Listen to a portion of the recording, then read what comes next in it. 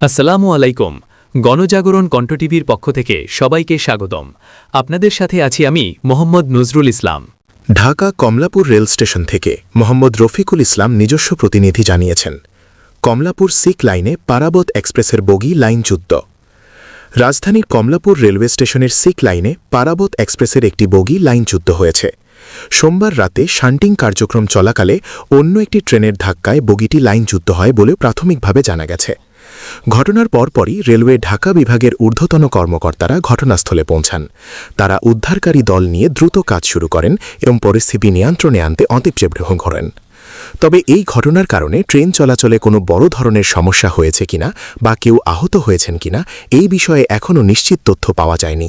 বিষয়টি তদন্ত করে দেখা হচ্ছে বলে জানিয়েছেন রেলওয়ে কর্তৃপক্ষ।